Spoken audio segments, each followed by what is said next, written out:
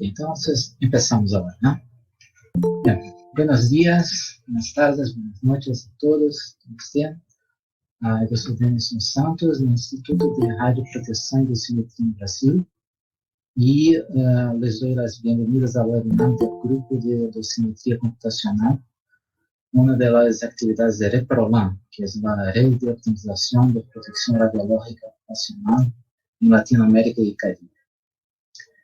El webinar tendrá como tema el uso de la dosimetría computacional en el apoyo a emergencias radiológicas, donde referentes del área debatirán sobre el uso de la dosimetría numérica en caso de un accidente radiológico.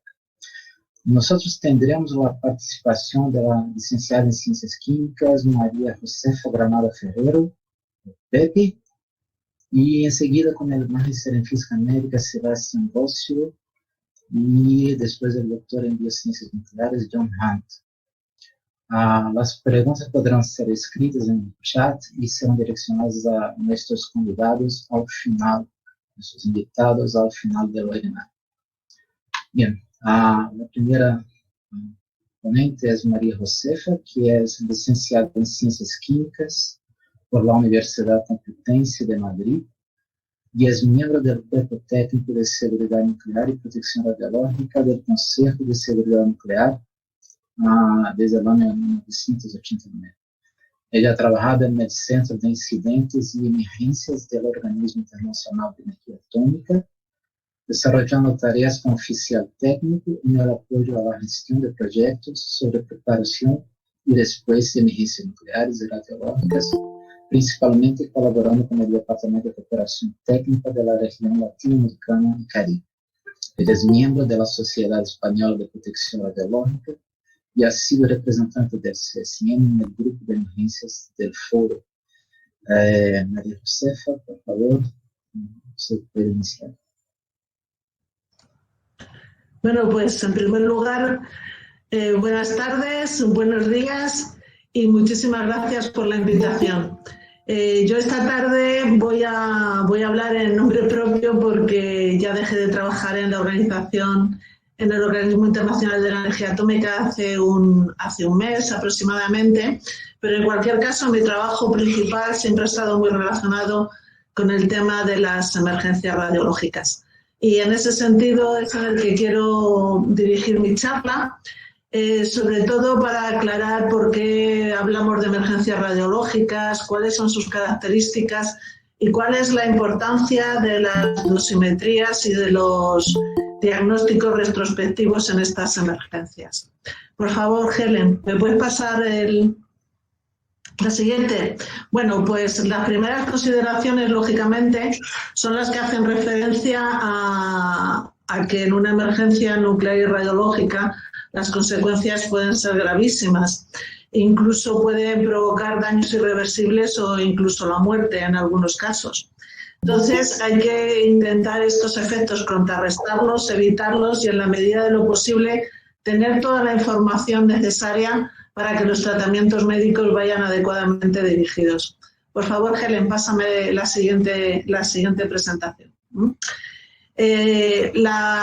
Los documentos, las normas, los estándares de la agencia y otros muchos documentos, pero sobre todo yo creo que los primeros documentos que se abordaron desde el punto de vista de normativa en la OIEA, pues tratan de los arreglos médicos, le dan muchísima importancia. Y entonces todos ellos van estableciendo unas pautas y unas líneas de actuación, no solamente para lo que es el tratamiento médico, sino también para todo la guía que puede llevar a un adecuado tratamiento de una lesión por irradiación o por contaminación. En la región latinoamericana, como todos sabemos, ha habido bastantes accidentes de este tipo, por desgracia, y ha necesitado desarrollar muchas capacidades en este tema, en la dosimetría retrospectiva. Básicamente hay tres dosimetrías, una de ellas es la que se va a tratar aquí.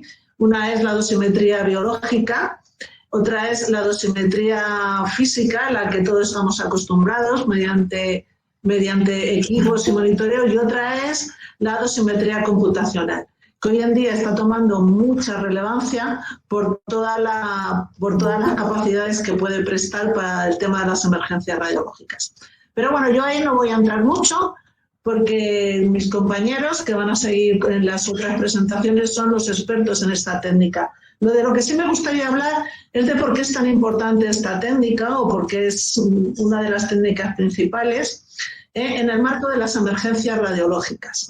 Y voy a dividir la presentación básicamente en dos partes, aunque puede tener más contenidos, que son las características principales que tiene una emergencia radiológica y luego dónde se pueden encontrar los arreglos, es decir, los estándares y las normas para poder llevar a cabo un adecuado tratamiento y un diagnóstico de las mismas. Por favor, Helen, ¿me lo puedes pasar? En consecuencia, bueno, pues he dividido el contenido en tres partes. Hablo de las emergencias radiológicas en un primer lugar, relacionándolo con la clasificación de peligros que tiene establecido la norma principal sobre preparación y respuestas que tiene el Organismo Internacional de Energía Atómica.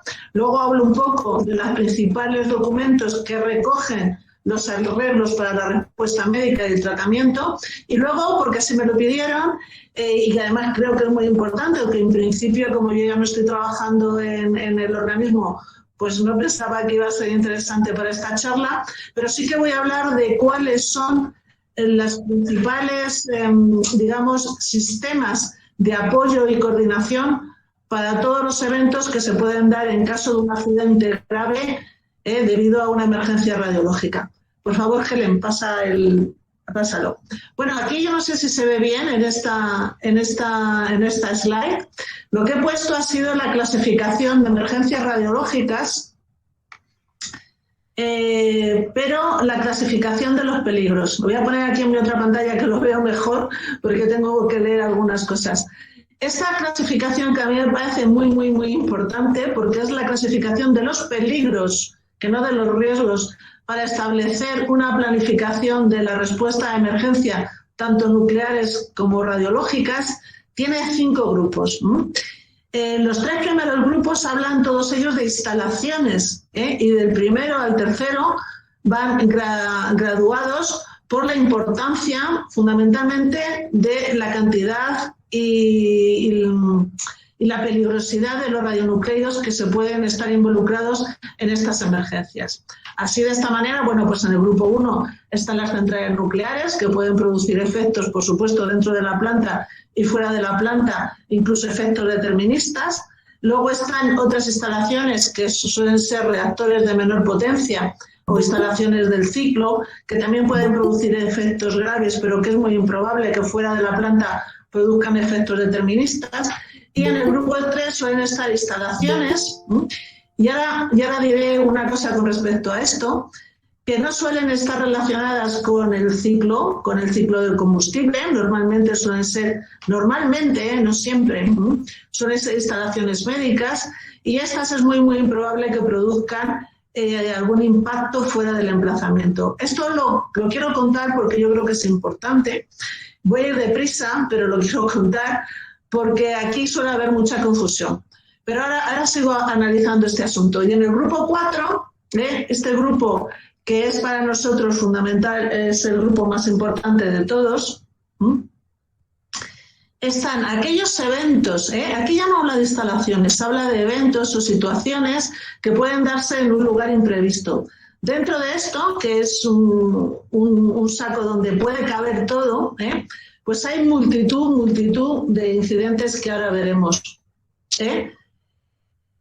Y que son las denominadas emergencias radiológicas, pero no porque las denomine así ni el glosario de términos de la OEA, ni por ejemplo el GSR parte 7, que es la norma de seguridad básica para la preparación y respuesta a emergencias radiológicas, sino porque la denomina así, y lo tengo aquí porque lo tengo apuntado, una guía de seguridad, la GSG 2.1, a efectos sobre todo de la respuesta y de la planificación. ¿Y por qué digo todo esto? Digo todo esto porque si bien la dosimetría retrospectiva, entre las que se incluye la dosimetría computacional, es fundamental para esta técnica, no solo a este tipo de emergencias puede aplicar o puede ser de ayuda esta dosimetría, sino a cualquier tipo de espectro. de espectro de los accidentes y las emergencias. Y pueden ir como desde emergencias y accidentes en centrales nucleares, como pudo haber sido, como fue Chernóbil, de hecho, o de instalaciones del ciclo, como el problema en la instalación nuclear de Tokaimura, hasta llegar a Goiânia, que sí que se englobaría dentro de este grupo.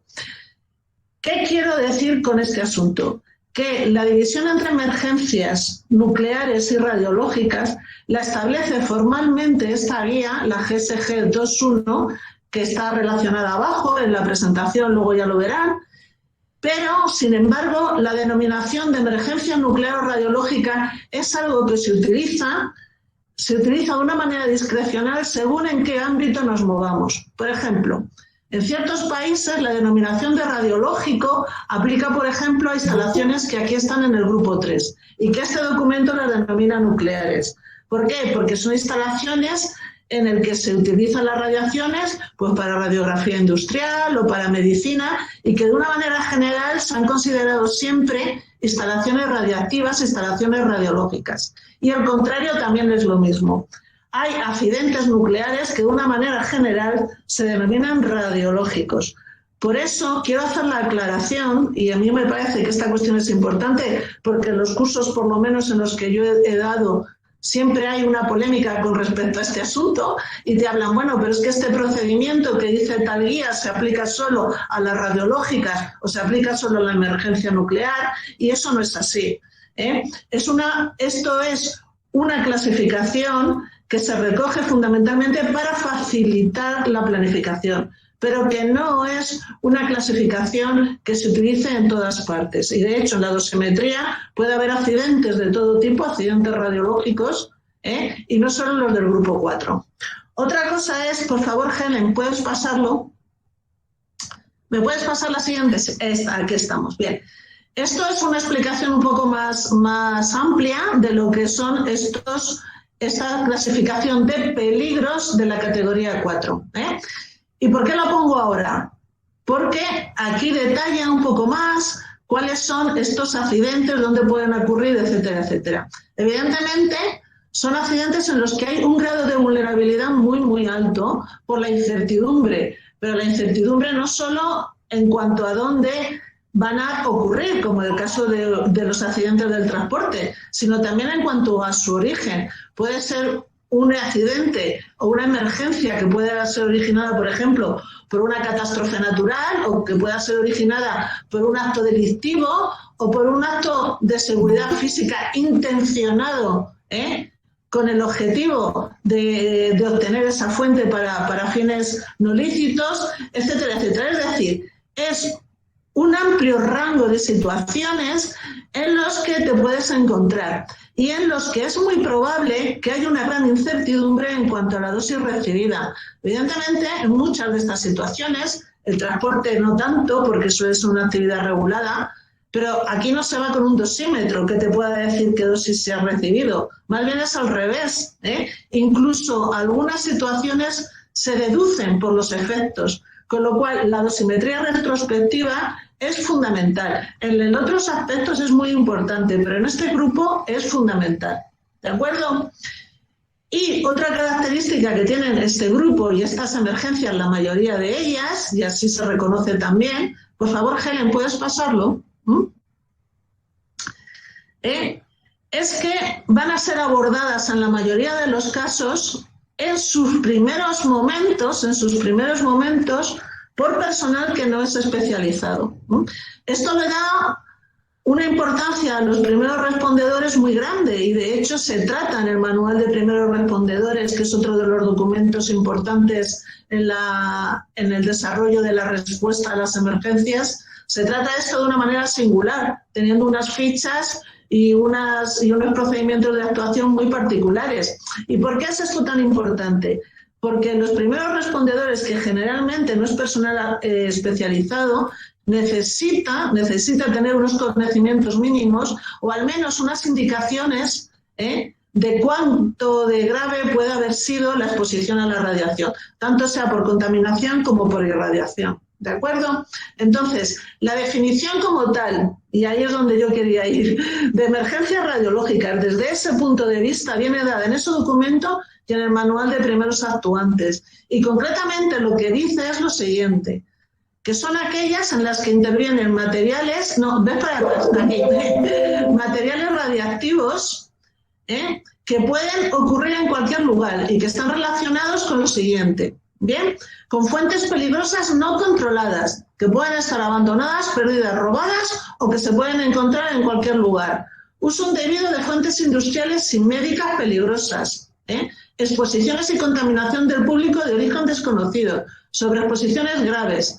Amenazas y actos dolosos y emergencias durante el transporte. Es muy importante también tener en cuenta, bien, déjalo aquí, porque quiero decir una cosita antes de seguir con los arreglos. Ay, me parece perfecto, Helen, que las emergencias radiológicas no solo deben de considerarse cuando tú estás medianamente seguro de que son, sino también cuando pueden ser y tomar las mismas precauciones para todo lo que es los arreglos de respuesta. Es decir, si yo tengo una sospecha de que puede haber una fuente en medio de la calle, de que pueda ser radiactiva, probablemente tenga que ir ya pensando en algunos arreglos de tratamiento y de diagnóstico con respecto a esas personas, que si luego evidentemente no se confirman, pues fenomenal, pero que sí que tenemos que estar ya pensando en ellos directamente. Y eso tiene que estar involucrado en todo lo que son los procedimientos y los protocolos de respuesta. ¿Bien?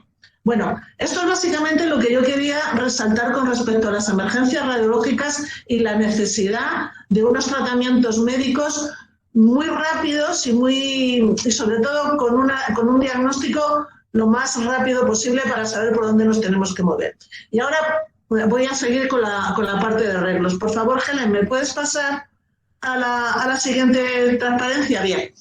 Los arreglos para la respuesta médica, y aquí viene un poquito más deprisa, porque ya digo que los expertos son mis compañeros, están definidos de una manera muy importante en el GSR Parte 7, que como he dicho es la norma de la OEA para todo lo que es la preparación y la respuesta a emergencias. Y de hecho, un requisito con todos los puntos que desarrolla va directamente dirigido a la responsabilidad en la gestión de la respuesta médica de los estados, que tienen que disponer de todas las actuaciones necesarias para poder diagnosticar y tratar las posibles emergencias radiológicas o sobreexposiciones que se consideran también emergencias en estos casos. ¿De acuerdo? Esto va a incluir no solo el tratamiento médico, sino también el tratamiento diagnóstico.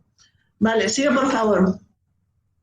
Pásame a la siguiente. Ahí, perfecto. Y luego otros documentos que son muy, muy importantes son los siguientes que voy a enumerar aquí y los voy a nombrar un poco por encima porque no tenemos mucho tiempo de entrar en ellos. El EPR Medical del 2005, que habla de los procedimientos genéricos y de hecho tiene algunos procedimientos específicos para lo que son las dosimetrías retrospectivas, es uno de los documentos base para todo el tratamiento, o sea, para todo el establecimiento de los arreglos y de los procedimientos de respuesta.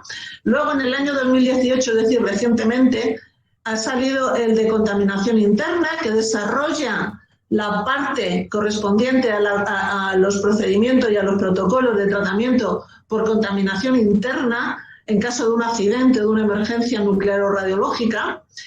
Y aquí yo no estoy distinguiendo radiológicos, aquí estamos en todo, en lo nuclear y en lo radiológico, es decir, lo que puede venir de los 3 primeros grupos y lo que puede venir del cuarto. Y luego quiero hacer referencia a otros dos documentos, otras 2 publicaciones que son muy interesantes. Uno es el de la serie de reports, el 101, el de la gestión médica, ahora no me sale en español. Bueno, de Radiation Injuries. Entonces, este documento, que es un documento que es como una guía, que no es un documento, no es una guía de seguridad de la OEA, ni es una norma de seguridad de la OEA, sí que para mí recoge de una manera muy clara y muy esquemática todo lo que son los tratamientos ante afecciones por radiación. Es muy utilizado y desde luego es uno de los documentos base. Y no quiero dejar, por supuesto, lo que he nombrado antes, que es el manual de primeros actuantes. ¿Por qué? Porque este sí que se dirige a lo que nosotros entendemos emergencias radiológicas y, como he dicho antes, tiene fichas y unos procedimientos muy genéricos de identificación del posible peligro y del posible riesgo que se puede ver en un accidente en cualquier sitio de cualquier lugar, y va directamente enfocado al grupo 4, al grupo 4S que he dicho de clasificación de peligros. Bueno, pásame por favor. La última parte de mi presentación trata de las redes de apoyo y de cooperación, ¿vale? Bien, la primera red de apoyo para mí, de las más importantes, que surgió hace mucho tiempo y que se deriva de los compromisos, de los convenios de pronta notificación, pero esta en este caso en concreto del de ayuda mutua, es RANET. RANET es la red de respuesta y asistencia de la OIA. Está establecida desde hace muchísimo tiempo y cada día la verdad se va mejorando y va estableciendo unos protocolos y unos procedimientos de trabajo cada vez más fáciles y cada vez más flexibles. Esta red de respuesta incluye capacidades de dosimetría retrospectiva. Las redes latinoamericanas, entre ellas la red de dosimetría biológica y también la red que se está montando, bueno, que tienen ustedes montados sobre dosimetría computacional, son parte fundamental y son muy necesarias para poder abordar de una manera adecuada una respuesta a una emergencia radiológica. La red de dosimetría biológica de Latinoamérica es famosa en todo el mundo, es una de las mejores redes que hay, se creó hace muchísimo tiempo y forma parte de RANET.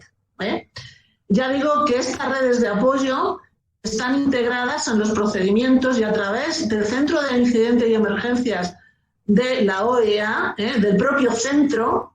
A través de él se pueden solicitar ayudas, se pueden pedir ayudas y se puede dar el ofrecimiento. Quiero dejar claro una cosa. Las convenciones de pronta notificación y asistencia son compromisos internacionales que los firman los países y tú puedes prestar o requerir asistencia sin estar incluido en RANET. Eso es importante saberlo. Pero, sin embargo, si tú no estás en RANET, sobre todo desde el punto de vista de ofrecer unas capacidades, es mucho más difícil el gestionarlo y el que la OIA pueda disponer de tus capacidades para dar respuesta a una, entre comillas, determinada emergencia. Esto lo digo porque si bien hay países que sí que tienen, por ejemplo, capacidades de dosimetría biológica y de tratamiento a irradiados y contaminados, al no estar en RANET, aunque hay una petición general de ayuda, no se encuadran en lo que es el procedimiento y pueden dar su ayuda, pero probablemente no sea ni tan eficaz ni tan rápida. Y este tema en emergencias es muy importante. En emergencias es siempre muy, muy importante que todo esté muy protocolizado. ¿Por qué? Porque se necesita una respuesta rápida y eficaz. Y eso no se puede hacer de una manera ambigua y sin estar establecido, planificado y protocolizado, recogido todo ello en unos procedimientos muy claros y en unos acuerdos entre las partes.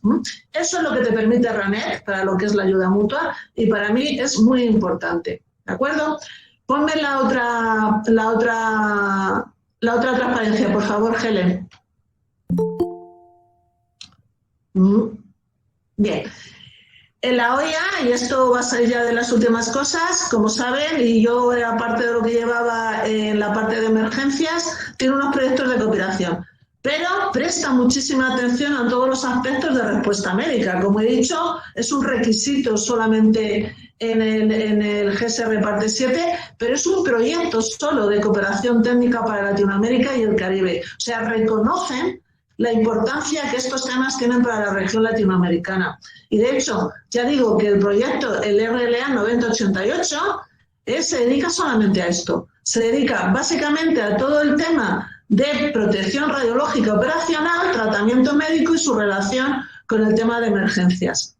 Mientras que otros proyectos son mucho más genéricos y tratan muchos otros temas. Pero la OIA reconoce este tema de una manera muy importante. Y no solo reconoce, y por favor, Helen, pasa a la última transparencia, a la última presentación, y no solo reconoce la importancia, sino que da mucha visibilidad y relevancia, sobre todo relevancia, a las redes regionales. Reprolan es una de las redes y de hecho a través de Helen se lleva este proyecto desde el punto de vista de la coordinadora exterior de este proyecto. ¿Para qué? Pues para que esto se implante de una manera que se puedan intercambiar las informaciones, que se pueda intercambiar todas las capacidades y que todos los expertos de la zona puedan estar en contacto. Este seminario es un ejemplo de ellos, ¿no?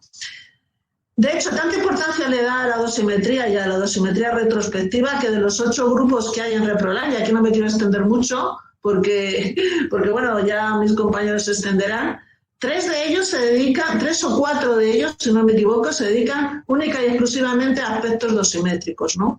Entonces, bueno, se pone en evidencia la importancia de todos estos asuntos y sobre todo, como he dicho, de la importancia de la dosimetría retrospectiva en las emergencias de categoría 4, que son las que denominamos radiológicas. Y bueno, esto es lo último, porque yo creo que me estoy pasando un poquito de tiempo que quería hablar, y simplemente resumirlo en unas conclusiones. Por favor, Helen, ¿puedes pasarlo? Bien.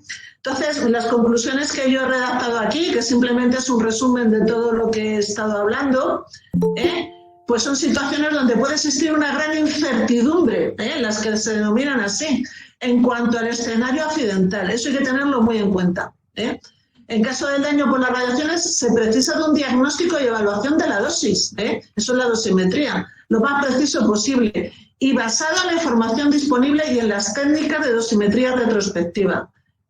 Y para aplicar adecuadamente estas medidas de protección, incluyendo la respuesta médica, es necesaria una planificación, que te va a permitir esa planificación hacer el diagnóstico y el tratamiento focalizado en el accidente radiológico ocurrido y de una manera mucho más eficaz que si no se tuviera. Yo siempre insisto muchísimo en la planificación, en la planificación y en la disponibilidad de los procedimientos de actuación, porque si no, y esto lo quiero dejar aquí muy claro, o sea, por ejemplo, el accidente de Yanango en Perú, las consecuencias se han repetido hace relativamente poco en la región latinoamericana con otro accidente. O sea, eso para mí es trágico, porque esta región tiene una gran experiencia en estas cosas. Y a ver, no con tanta gravedad, evidentemente, pero el tratamiento se podía haber dado, yo creo, desde mi punto de vista, bastante mejor, ¿no? Y bueno, y finalmente, las distintas técnicas de dosimetría van a permitir una guía, a veces imprescindible, para el adecuado tratamiento del irradiado o contaminado en un accidente o emergencia radiológica. Y bueno, estas son las conclusiones principales. Yo en la presentación he dejado también, por favor, Helen, pasa a las últimas, una relación de referencia de todos los documentos que he ido hablando. Aquí hay unas cuantas y luego hay otras más. Hay 2 slides de referencia con el enlace a las páginas web de la agencia, donde pueden ustedes encontrar los documentos. Y nada, ya no quiero hablar más, que yo creo que he ocupado muchísimo tiempo.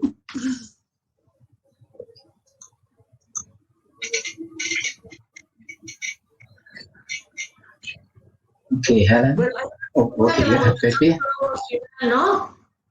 Muchas gracias, Pepe, por la excelente ponencia. Muchas gracias. Sí, hay una pregunta. Perdona, podríamos hacerlas al final de todas las presentaciones. Perfecto. ¿Sí? ¿Okay? Vale, muy bien. Vale, Entonces, pues nada, pues muchísimas gracias. Gracias. Entonces, el próximo invitado que tenemos es Sebastián Bossio, que es profesor en física por la Universidad Nacional de Mar del Plata y es magíster en física médica por la Universidad de Buenos Aires. Es docente de la especialización en protección radiológica y seguridad de las fuentes de radiación de la ARN. Sebastián actualmente se desempeña como jefe del Departamento de Dosimetría Física de la Gerencia de Mediciones y Evaluaciones en Protección Radiológica de la Autoridad Regulatoria de Argentina. Participó en la estimación de la dosis mediante métodos numéricos en accidentes radiológicos ocurridos en la región en los cuales intervino la ARN y también estuvo en la organización de la intercomparación multiparamétrica sobre accidentes radiológicos desarrollada en 2016. Buenas tardes a todos. Muchas gracias por invitarnos a dar este seminario de dosimetría computacional en situaciones de emergencias radiológicas. Los accidentes radiológicos, como comentaban antes, son raros, pero pueden implicar efectos muy graves para la salud, un deterioro físico permanente o incluso la muerte. Pido disculpas, puede haber algunas imágenes un poco fuertes, pero bueno. En los accidentes radiológicos muchas veces lo que no tenemos es una dosimetría directa, es decir, no tenemos un dosímetro en caso de que el accidente ocurra, por ejemplo, en la vía pública, involucre en algunas situaciones irradiaciones a pacientes en zonas que no están calculadas las dosis, etcétera, etcétera. Tenemos en los accidentes radiológicos una distribución de la dosimetría externa, se lleva el mayor porcentaje con un 84%, y dentro de esas irradiaciones externas la mayor parte corresponde a irradiaciones localizadas.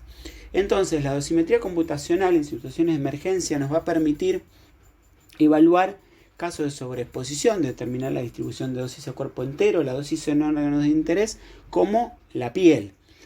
Esta dosimetría constituye una herramienta de gran ayuda en el manejo clínico de personas sobreexpuestas o potencialmente sobreexpuestas, complementándose con la dosimetría clínica, biológica y física.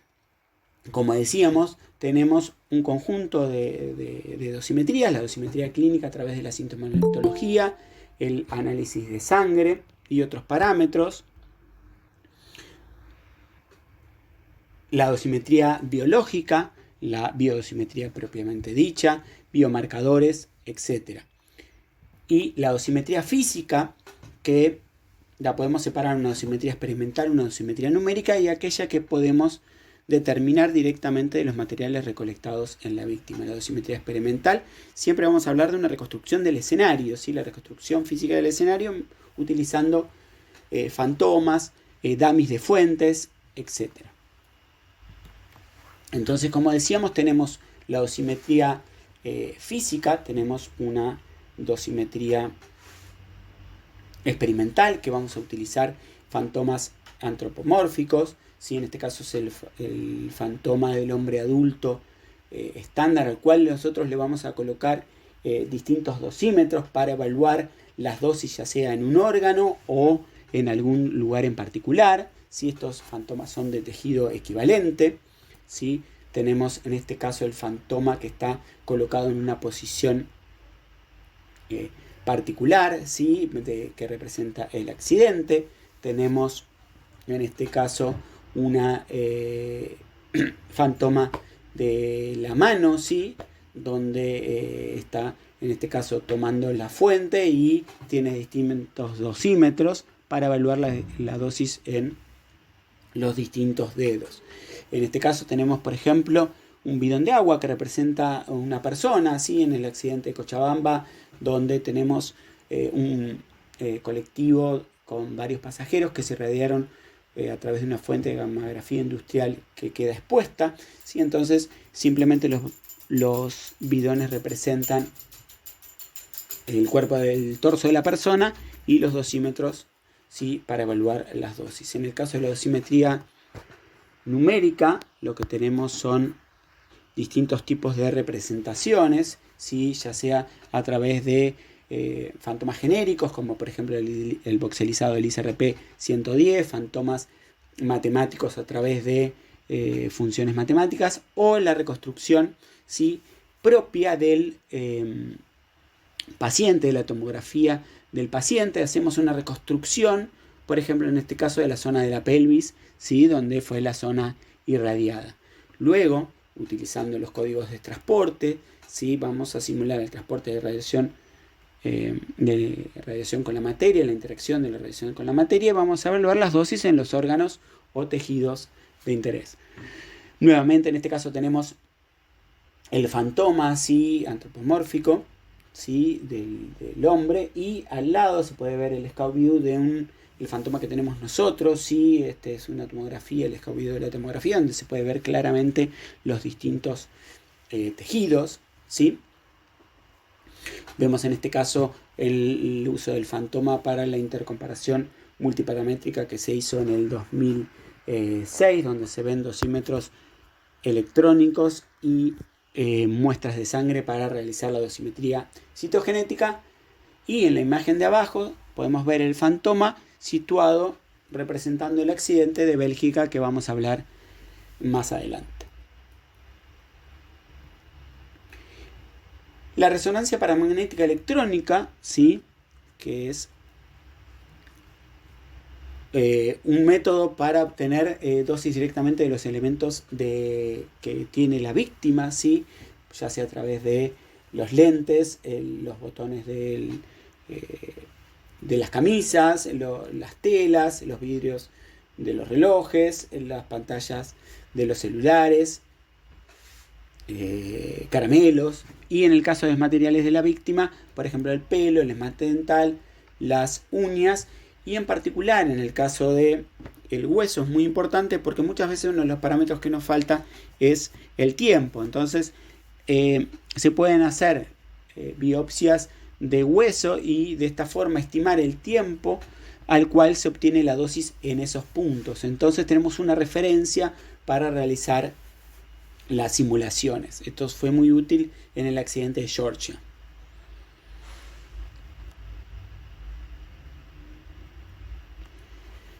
Por otro lado, tenemos la termografía. La termografía es una técnica de imagen no invasiva que involucra el escaneo infrarrojo. La termografía puede ser un método auxiliar para establecer la gravedad y la extensión de una lesión localizada. Se observa una temperatura superficial de la piel significativamente menor en los pacientes con necrosis. La termografía no es para estimar dosis, sino para analizar la evolución de esa herida y cuán extendida está. En este caso tenemos un accidente que ocurrió en Argentina en el 2015, ¿sí? Estuvo expuesto el dedo índice, se ve claramente un aumento de la temperatura justamente en ese dedo. La dosimetría experimental tiene las limitaciones de conocer las circunstancias exactas del accidente, no se conoce muy a menudo el accidente, ¿sí? Hay parámetros muy difíciles de estimar como el tiempo o las secuencias, ¿sí?, de lo que hicimos, de lo que pasó, ¿sí? A veces ni siquiera es posible reproducirlas, y estas operaciones pueden requerir mucho tiempo. Las ventajas pueden ser un método muy informativo y directo de dosimetría. Por otro lado, en la reconstrucción numérica nosotros lo que vamos a tener es un modelado de la víctima, ¿sí?, a través de un fantoma matemático, un simulador matemático que puede ser voxelizado o, como decíamos antes, a través de funciones geométricas, ¿sí? Por otra parte tenemos el modelado de la fuente y del medio, ¿sí? En este caso la primera fuente que vemos es una fuente de gammagrafía industrial, que es la que se utilizó en la intercomparación multiparamétrica, ¿sí? Y como es un material de referencia certificado, nosotros tenemos todas las características de esa fuente para poder representar. En la imagen de al lado lo que obtenemos es la fuente con el colimador, en este caso, ¿sí? Este es en el accidente de Ventanilla. Y por último lo que tenemos es una fuente del accidente de Bélgica, que vamos a comentar un poquito más adelante, donde es un irradiador médico, una fuente de cobalto que se sumerge en una pileta, ¿sí? Una vez que tenemos todo el modelado de la fuente, nosotros lo que tenemos que hacer es el transporte de las partículas utilizando códigos Monte Carlo, que va a hablar más adelante John.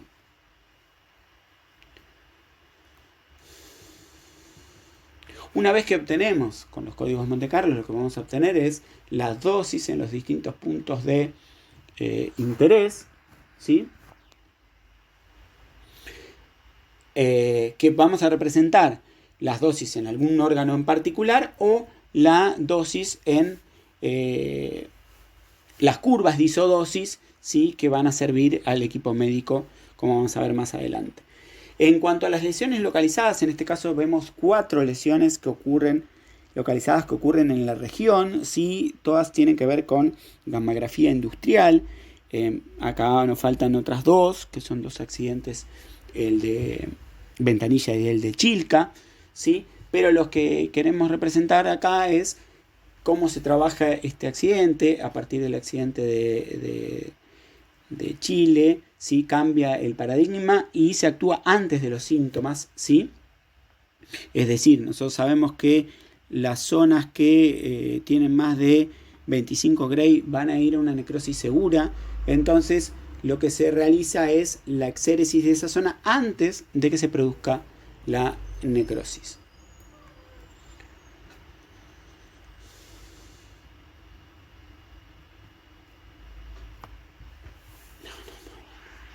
La cirugía guiada por dosimetría es un procedimiento temprano en casos de exposición grave a la radiación local, cuando se puede esperar una ulceración o necrosis profunda, por ejemplo cuando el eritema, las ampollas y el edema se desarrollan en un periodo corto después de la irradiación. Entonces nosotros, como decíamos, sabiendo que las zonas que reciben dosis mayores a los 20 Gray van a ir a una necrosis, entonces nosotros podemos darle al equipo médico esas zonas. Entonces el equipo puede hacer una cirugía de esa zona, hacer una exéresis de todas las zonas de tejido blando que hayan recibido más de 25 Gray, que sabemos que van a ir a una necrosis.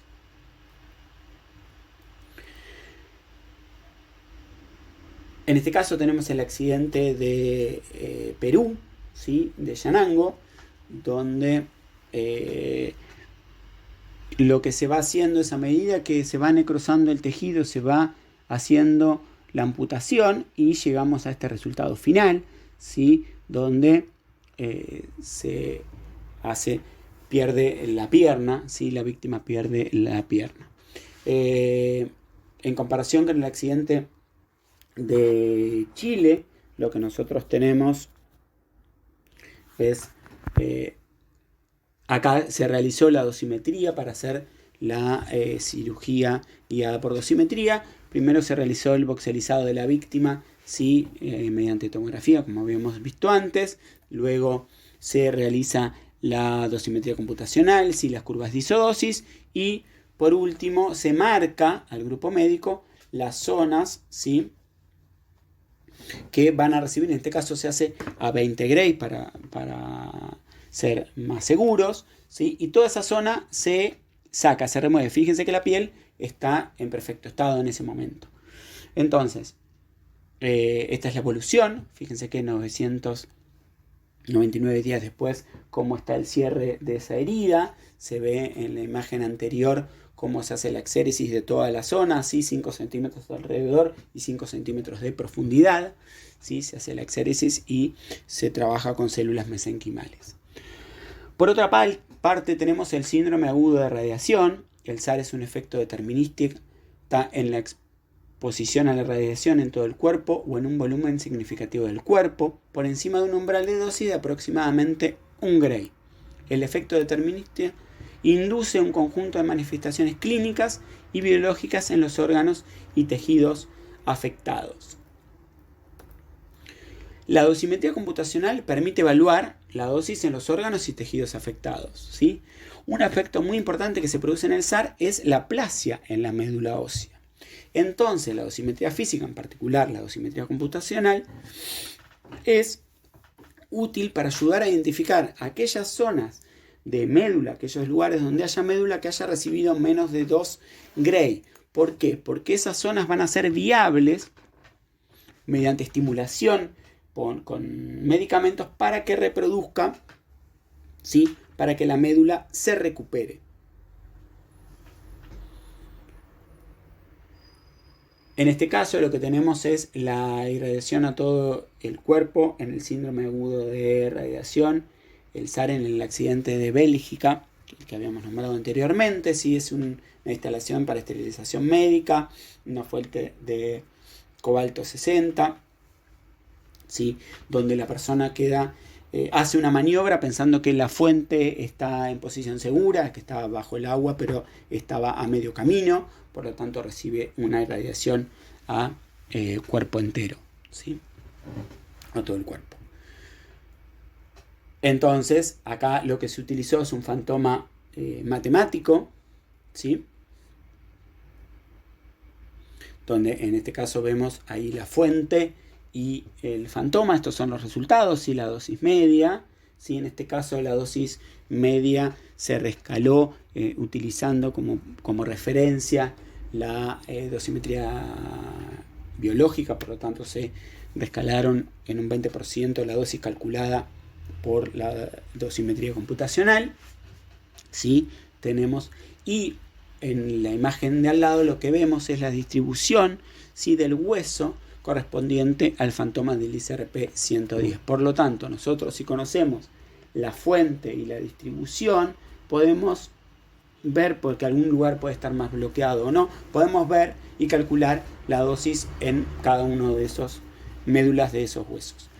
Y como conclusión, el conocimiento de la distribución de la dosis en órgano, la dosis en médula en un estadio temprano, conjuntamente con la dosimetría física, clínica y biológica, le permite al equipo médico guiar el tratamiento y disminuir las complicaciones. Muchas gracias por su atención.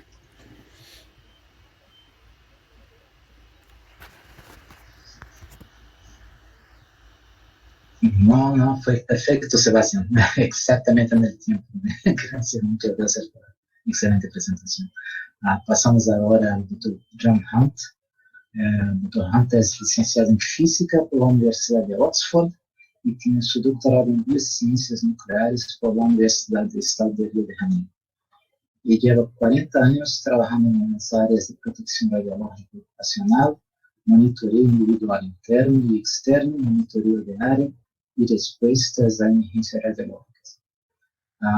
Comenzó a trabajar en industrias nucleares brasileiras y luego desarrolló la mayor parte de su carrera en el Instituto de Radioproteção e Dosimetria de la Comisión Nacional de Energía Nuclear en Brasil y trabajó 6 años en el OIEA, 4 años en la ICRP y 4 años en ANSKIR.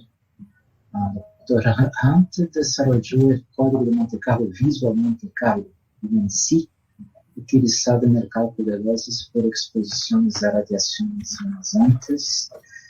Dr. Hunt, please, the floor is yours. Gracias.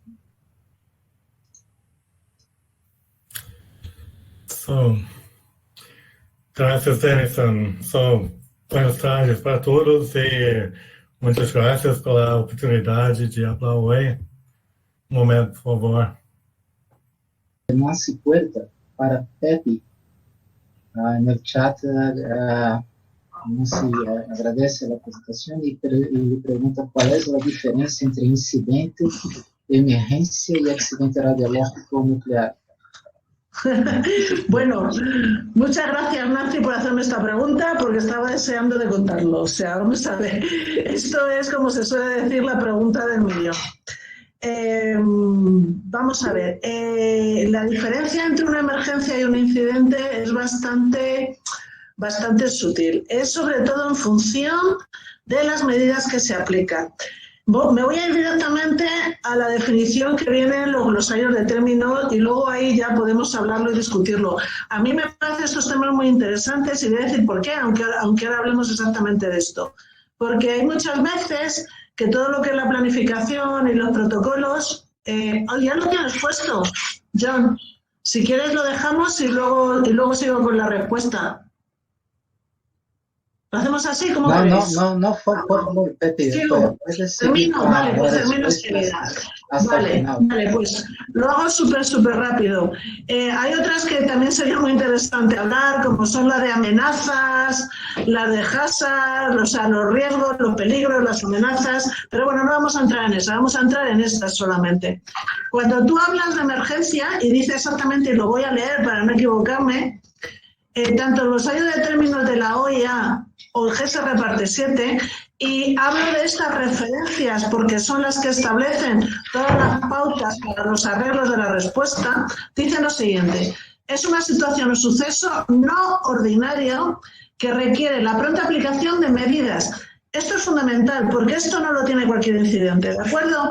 La pronta aplicación de medidas, principalmente para mitigar un peligro o las consecuencias adversas para la vida, salud, bien de las personas, bla, bla, bla, bla, bla, bla. Es decir, cuando habla de emergencias, habla concretamente de una actuación que necesitan aplicar unas determinadas medidas, ¿de acuerdo?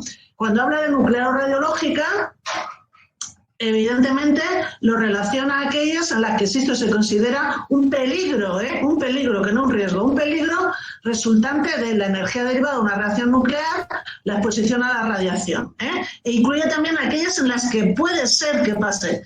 Pero de acuerdo, lo que tenemos que tener muy claro es que una emergencia es algo que tú tienes que aplicar una medida y que viene por las consecuencias de una exposición, una contaminación, una reacción de fisión, etcétera, etcétera. Mientras que un incidente no es eso. Un incidente es cualquier tipo de evento, que por cierto, evento no está definido en ningún sitio, pero os voy a leer lo que dice literalmente el glosario. Está en inglés, pero lo voy a intentar traducir así online. Dice: cualquier evento, incluidos errores de operación, fallos de equipamiento, eventos iniciadores, accidentes precursores, desajustes, actuaciones no autorizadas, etcétera, etcétera, que puede tener una consecuencia potencial que no es despreciable desde el punto de vista de la protección y de la seguridad. ¿De acuerdo? Pero, sin embargo, no hace falta aplicar una medida per se. No sé si se oye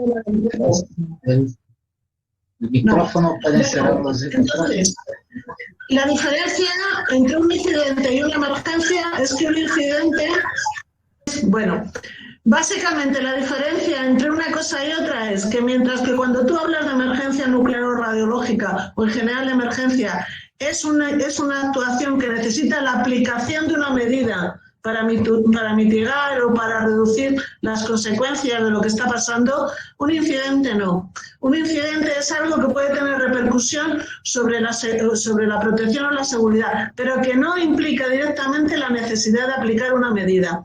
El tema de incidente y esta nomenclatura va muy ligado a la escala INES, a la escala INES de información para que todo el mundo entendiera qué era lo que estaba pasando. Y en esa escala, yo no sé si la conocéis, pero hay incluso eventos de nivel 0, es decir, que pueden tener una potencial repercusión, pero incluso potencial nada más, es decir, que al final no va a ser nada. Y eso también se denomina incidente. Por ejemplo, un incidente de nivel 0 podría ser el que no se respete un procedimiento de vigilancia en una central nuclear.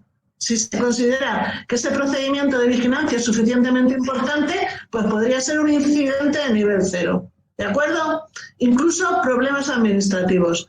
No sé si ha quedado claro más o menos cómo es la cosa. Pero es muy importante tenerlo claro, porque si no esto repercute un poco en todo lo que son los protocolos y procedimientos y la gente se lía mucho.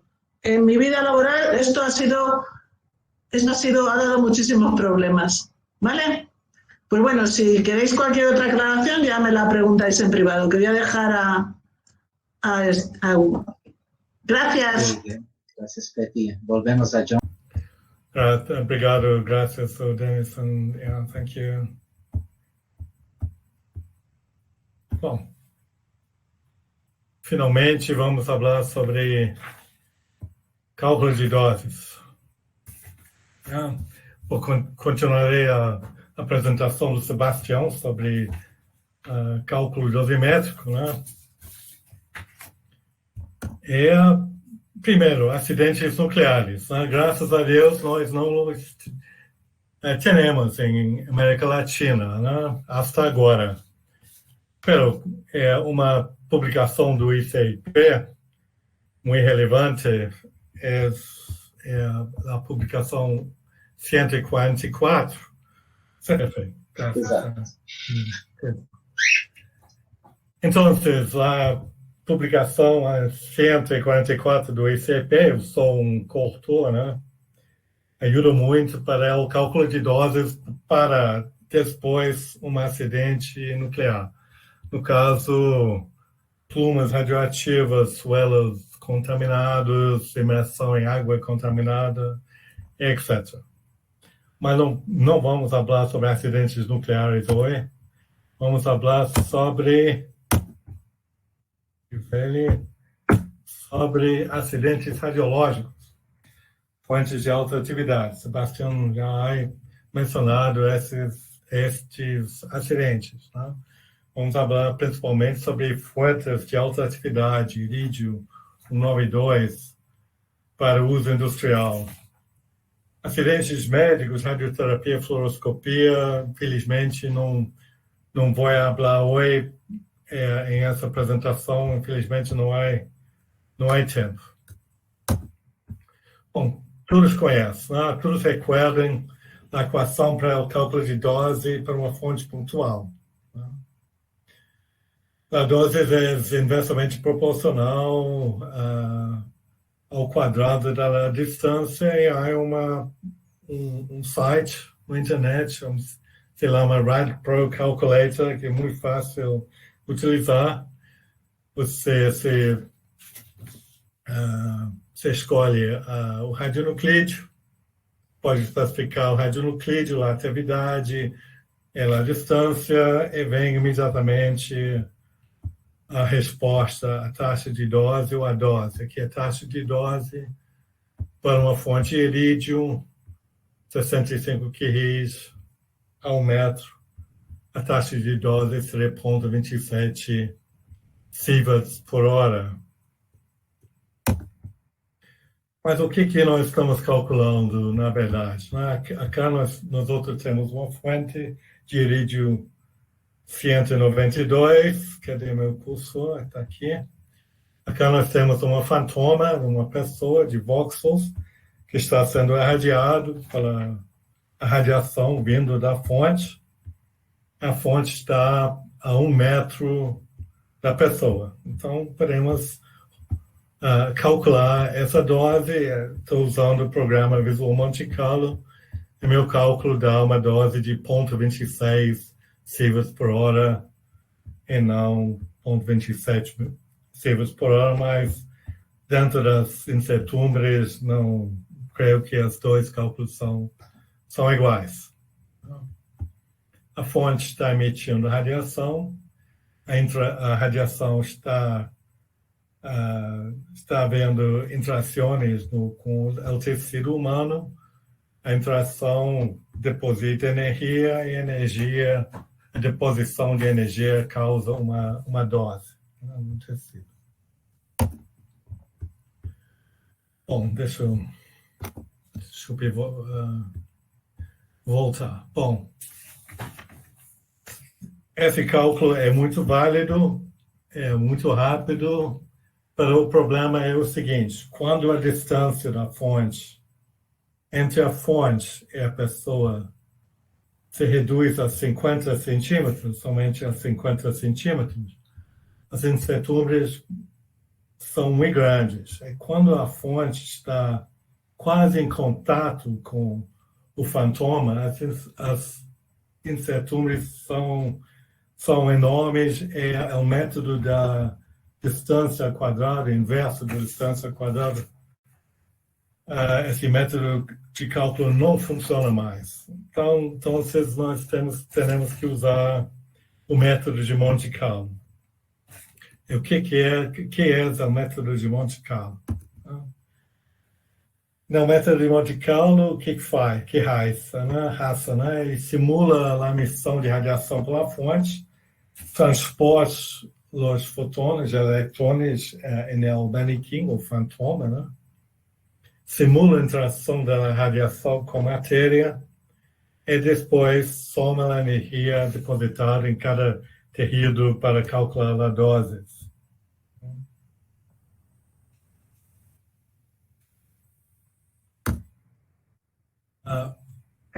Os manequins, os fantomas, são feitos normalmente de voxels, né? que é um voxel? É um elemento de volume. Pode pensar em termos de peças de Lego, o jogo se chama Lego, né? Você pode fazer qualquer coisa de voxels, um jacaré, né? Uma pessoa, né? É por que voxels? Por que voxels?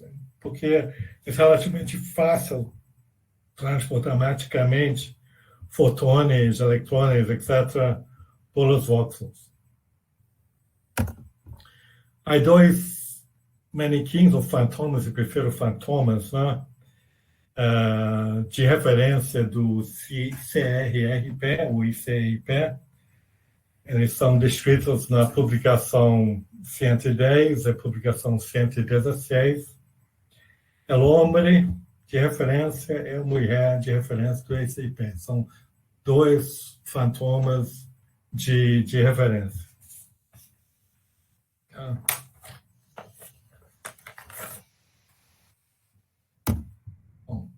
Códigos de Monte Carlo disponíveis, existem vários, né, para cálculo de doses. EGGS, GEANT, MCNP, FITS, finalmente VMC, que é Visual Monte Carlo. Né? Todos os códigos de Monte Carlo devem haver também programado dentro do código os fantomas de referência do ICRP ou outro fantoma, né, que nós precisamos usar. Eu vou falar agora sobre VMC, é o código que eu conheço mais, né, que eu conosco porque eu escrevi este código. Né. Então, vamos falar um pouco sobre VMC. Há participado de intercomparações, o Sebastião, no ano 2016, ha organizado uma intercomparação muito interessante, pero este mês, né, esse mês passado, recebi os resultados do cálculo de VMC em intercomparação da Eurodose. Né, eram dois problemas. Os fantomas em pé, num solo contaminado, e o solo está emitindo a radiação provindo do ameriço 251. Meu resultado, realmente, o resultado do VMC foi muito bom, né? É quase exatamente igual a 1. Então, foi aceito esse resultado do VMC. O segundo problema da intercomparação foi com a fonte de cobalto diferente do homem de referência e a mulher de referência do ICRP. E também acá, realmente, meu resultado era quase exatamente igual ao resultado de referência, de referência do Monte Carlo, da intercomparação.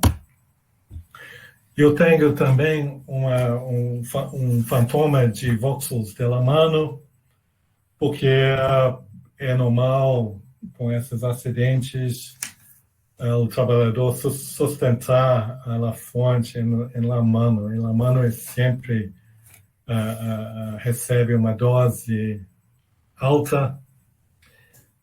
Normalmente é necessário somente 30 segundos sostenendo uma fonte de atividade alta em humano para produzir um efeito determinístico. Né?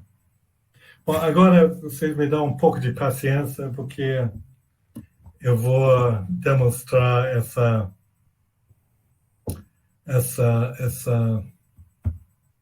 programa de Monte Carlo num caso específico.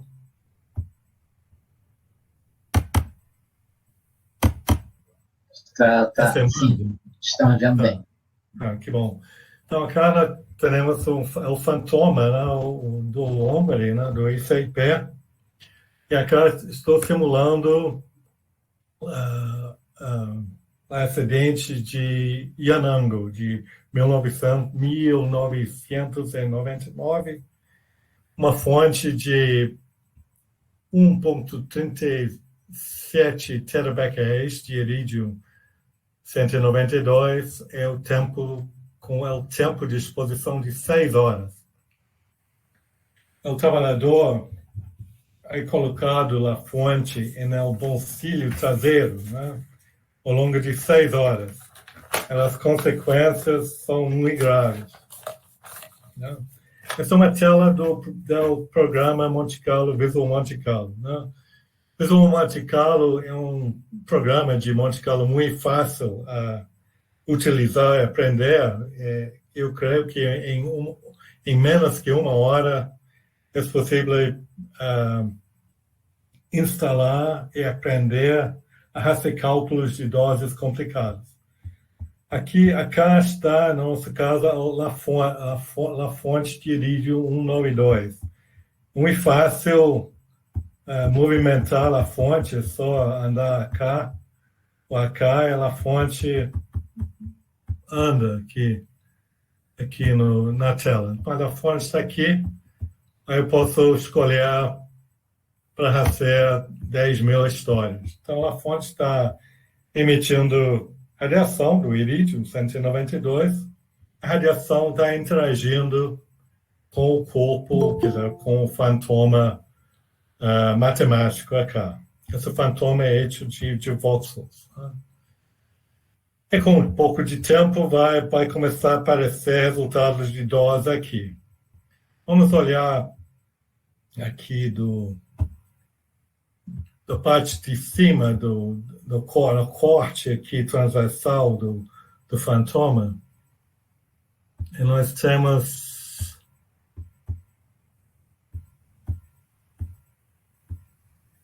podemos trazer a corte exatamente quando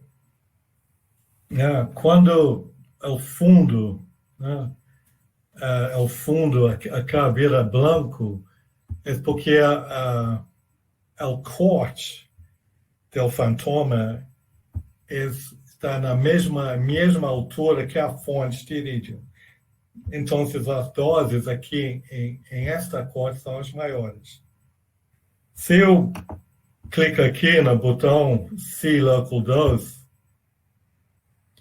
posso vir cá com o meu cursor, ampliei o cursor, né? E acá tenho, então, a dose naquele ponto, né? Aqui, acá. No caso, 1.800 grays, né? Acá a dose está 1.200 grays. Acá a dose é um pouco menos, é 400. Eu posso, então, é possível mapear o curva de isodose para decidir até onde, né, aonde que são, por exemplo, a linha de doses de 500 grays, que é mais ou menos 500 grays, seria aproximadamente acá, 500 grays. Com 500 grays, o tecido já foi embora, já temos necrose do tecido, né? Cada um desses quadrados é um voxel. Esse é um voxel de gordura, esse é um voxel de músculo, esse é um voxel de medula óssea, de medula rojo de osso, né? Então, aí você vai, então, calculando e descobrindo os níveis de dose aqui que depois. Depois pode visualizar de várias maneiras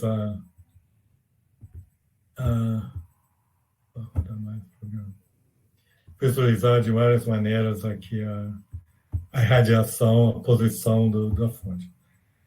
Esse é um exemplo da utilização de Visual Monte Carlo. Voltando, eu espero, para o PowerPoint. O PowerPoint, Denison, consegue visualizar essa? Tá na tela errada do PowerPoint. Está na tela errada. Está na outra, está na segunda tela, né? Se você quiser seguir por aí, eu acho que até... Deixa eu continuar por aqui, porque estou quase terminando aqui. Isso.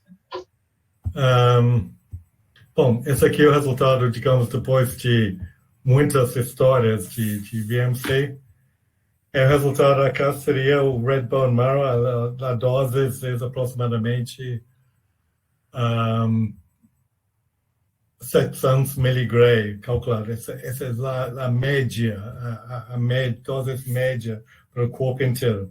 Logicamente, a dose aqui é muito maior do que 700 miligray. Então, é uma possibilidade de projetar, fazer uma construção que poderá acontecer em termos médicos.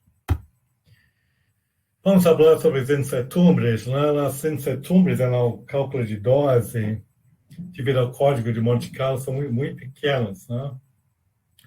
Mas as incertumbres no resultado final são muito grandes devido à estimação do tempo de exposição, que é sempre uma dúvida, mas mais importantes, de maior importância, é a estimação da distância entre a fonte e o corpo humano. Quando a fonte está quase em contato com a pele, realmente uma pequena diferença de distância resulta numa diferença muito grande no cálculo de doses.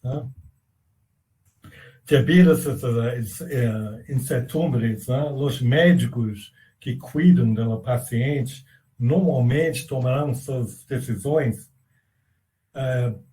basadas em las consequências, em los sintomas médicos, porque o cálculo de dose pode estar errado, claro. Nós outros teremos grandes incertumbres. Para terminar, quando ocorre um acidente radiológico, por favor, solicite ajuda médica e dosimétrica. Por exemplo, o Incident and Emergency Center do organismo, durante 30 anos, ha brindado assistência na resposta a acidentes radiológicos. E o Incident and Emergency Center tem o código VMC instalado em seu centro de operações. Para terminar, muito obrigado, muitas graças pela atenção. VMC, o código de Monte Carlo, você pode descarregar de forma gratuita, desde o sítio, visualmontecarlo.com, vmcsoftware.com. E meu endereço de e-mail é muitas graças e hasta a próxima vez. Obrigado, Denison. Sofri, mas consegui. Ok, obrigado, Tião. Muitíssimo obrigado pela excelente apresentação. Pelo sacrifício de fazer. Todavía temos perguntas aqui para todos. Seguimos com... tendremos unos 10 o 15 minutos de preguntas ahora. Yo tengo una otra pregunta para Pepe.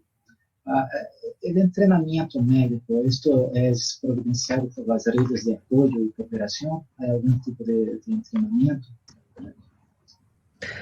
Sí. En los proyectos, más bien, en los proyectos se contemplan entrenamientos médicos y también se contempla en el proyecto que he citado antes, en el RLA 9088, se contemplan diversos cursos y se contemplan campañas de intercomparación para distintos métodos de dosimetría retrospectiva. Algunos están en el área funcional de emergencias y otros están en el área funcional que corresponde más bien a dosimetría operacional. Pero todos estos aspectos de formación sí que hay. Y en los proyectos nacionales también. En los proyectos nacionales tuvimos la ocasión de tratar este tema y hay unos cuantos países que por su desarrollo y por sus objetivos han planteado cursos de entrenamiento. Y supongo que se llevarán a cabo. No creo que haya muchos problemas. Ok. No sé si necesitas alguna información de No, detalle. son específicos para médicos, ¿no? Hay entrenamientos específicos. Bueno, hay de todo, ¿eh? Hay específicos para médicos y hay algunos para físicos médicos también en tema de apoyo a emergencias.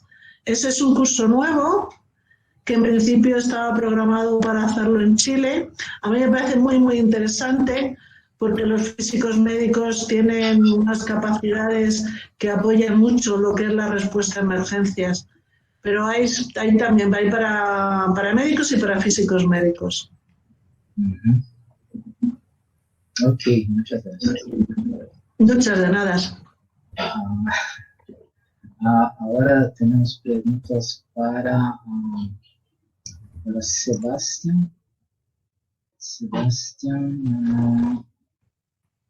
Rubens Sánchez pregunta sobre la cirugía precoz guiada por dosimetría si cambia el pronóstico de la lesión.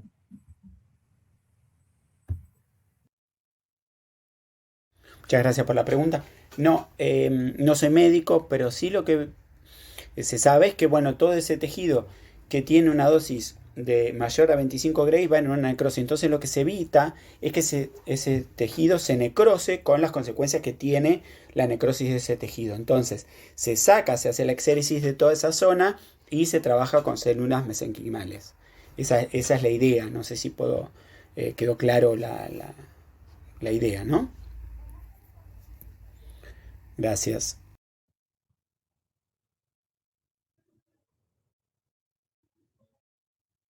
Fue Rubens Sánchez. Y ahora tenemos una otra pregunta de Erika Pedemonte. Se nombró la intercomparación multiparamétrica. ¿Tiene previsto organizar otra?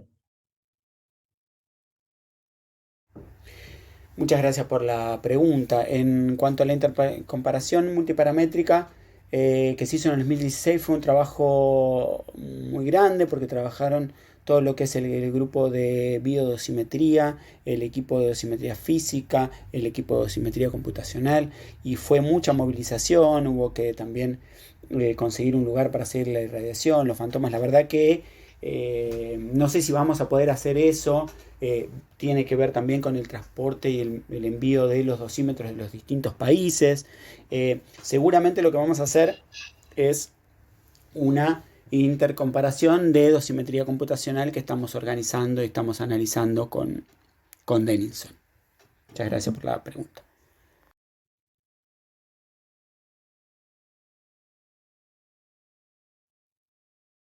Okay.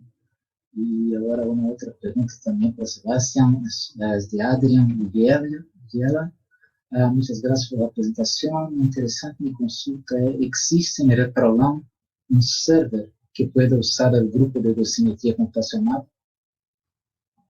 Muchas gracias por la pregunta. Por el momento no, pero es uno de los proyectos de ver si se puede solicitar a la OIEA la compra de un server que pueda usar por todo el equipo de dosimetría computacional, que sería muy útil en caso de un accidente radiológico, poder acceder a ese servidor y tener una solución bastante rápido, que sería muy importante para nosotros. Pero bueno, eso no depende directamente de nosotros, está en los proyectos del grupo de dosimetría computacional, pero bueno, estamos trabajando en eso. Gracias. Okay. Y ahora Nancy Puerta tiene una pregunta para John. John, ¿cuál es la diferencia entre el resultado de HP10 y dosis efectiva en Visual Monte Carlo?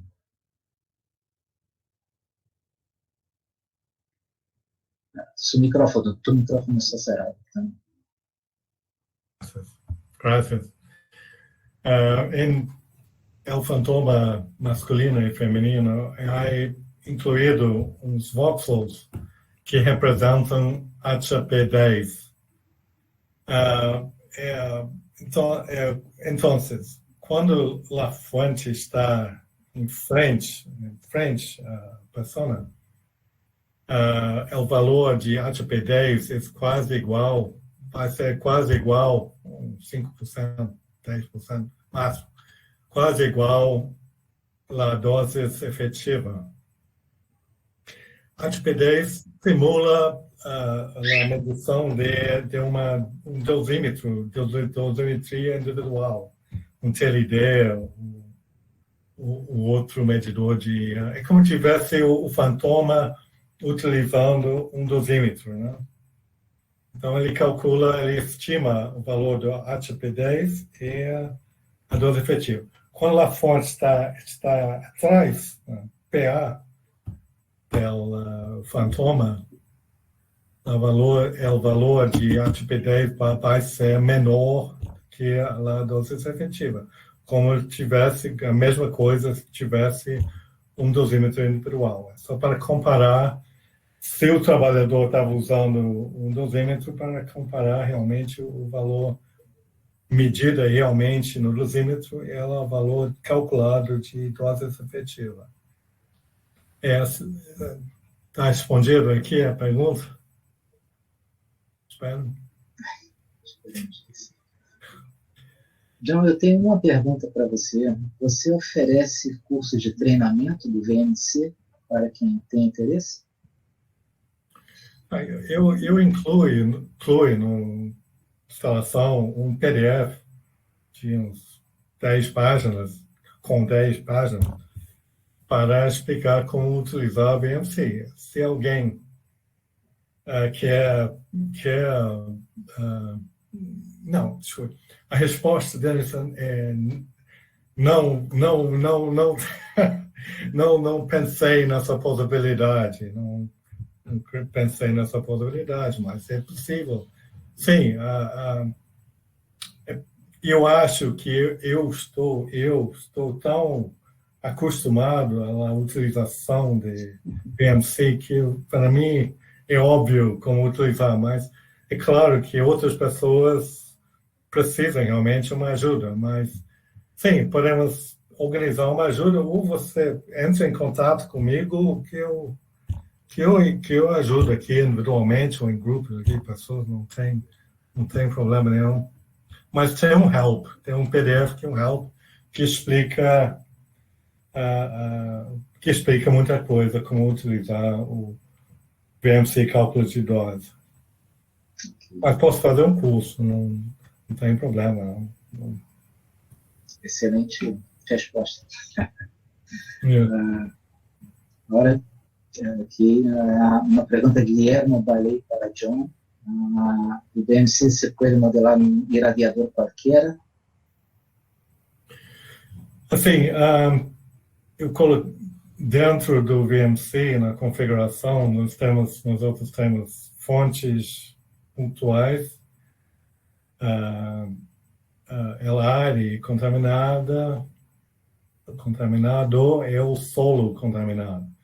Mas se com qualquer trabalho mais interessante, tem também raio-x, raio-x, perdão. Equipamentos de raio-x com várias energias, etc., colimações e tudo. Pero com um trabalho interessante, para mim, é muito fácil para mim incluir qualquer outra fonte, fonte plano, qualquer outra coisa, não é difícil, mas com o programa disponível para descarga, não é possível incluir outra fonte. Só tem fonte pontual, fonte interna, solo e área. Mas eu tenho prazer sempre modificar o programa, enviar programa modificado para casos interessantes. Obrigado, John. Uma pergunta de Érica Pedamonte para Sebastião. Tenho entendido que existe um foro especial de dosimetria computacional. De que se trata? Gracias por la pregunta. Sí, existe un foro que pueden acceder a través de la página de Reprolan. El foro no está muy activo, que digamos, tengo que reconocerlo. Pero bueno, la idea es que si hacemos en un futuro la intercomparación de dosimetría computacional, todo se maneje desde ese foro. El foro tiene una sección de dosimetría computacional en general y después una sección de MSNP que estoy yo a cargo y una sección de Geant4 en la que está Denison a cargo. Pero bueno, todo lo que va a ser la intercomparación de dosimetría computacional se va a desarrollar a través del foro que pueden acceder desde la página de Reprolam. Gracias. Gracias, Erika. Uma pergunta para Pepe. Roubo de auto seria considerado uma emergência radiológica? O OIE é informado que isso passou quando passa em um país? Perdona, no te oí bien. ¿Me lo puedes repetir? Se roubo de auto, coche roubado, seria uma emergência radiológica? O OIE é informado que sucedió esto? Hay distintos niveles. No te lo puedo asegurar porque el tema este es un tema complicado, pero en principio no es obligatorio. Creo recordar, pero te lo tengo que comprobar porque el tema de los robos, de security y demás es un tema que ahora mismo lo tienen ahí en discusión y no te lo podría asegurar. Pero yo creo que no es obligatorio. Es obligatorio, por ejemplo, distintos niveles de accidentes en centrales nucleares, sobre todo cuando tienen una posibilidad de una emergencia transfronteriza y demás.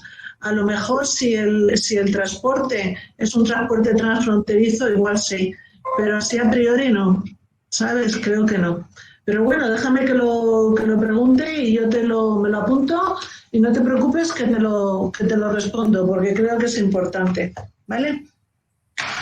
Pero vamos, estoy casi convencida de que no, pero yo lo pregunto. El robo, en cualquier caso, supongo que de un transporte de material radiactivo, entiendo, Sí, ¿no? Claro. Vale. Ok, entonces yo creo que no tengo... aquí tenemos una última pregunta. Un paciente de medicina nuclear que vomite en el transporte en la calle, es una emergencia también para Pepe. Con yodo. Sí, perdona, vuelvo a repetir que estaba apuntándolo aquí que me has dicho que sí, que si es una emergencia, ¿el qué? ¿Puede encontrarse una fuente en una calle? No, cuando un paciente de medicina nuclear vomita en el transporte o en la calle, esto es una emergencia. Sí, esa sí es una emergencia. Es una emergencia. Bueno, vamos a ver, evidentemente cada país, entre comillas, o cada Estado miembro es soberano de establecer la emergencia como él quiera, pero tal y como lo define la OEA, sí, porque tú tienes que aplicar una serie de medidas de protección para evitar las consecuencias de eso, que en principio sería una contaminación y una dispersión de material radiactivo. Entonces, ahí sí que sería una emergencia radiológica, además. ¿De acuerdo? Sí, ahí sí.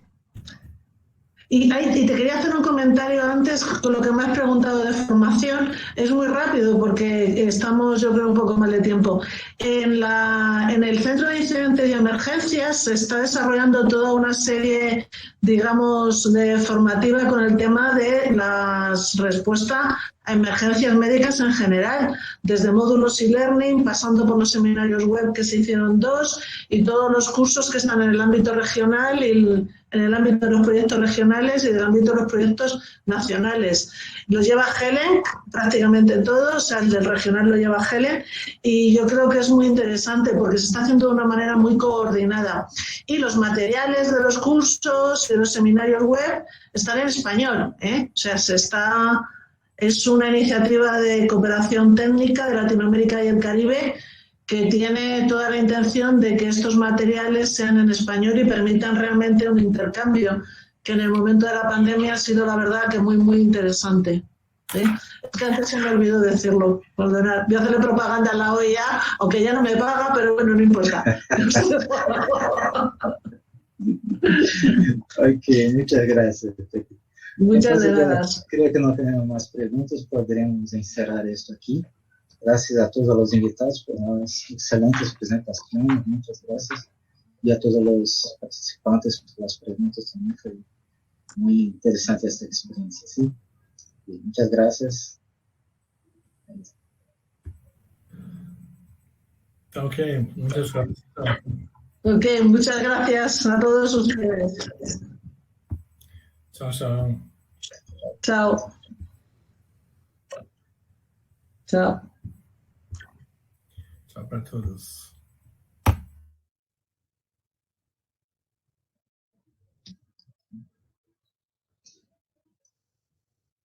Bien.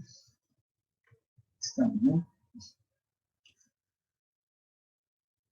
Tuvimos hasta 47 participantes aquí en São Paulo, 48, no sé. Yo creo que pasó bien, ¿no?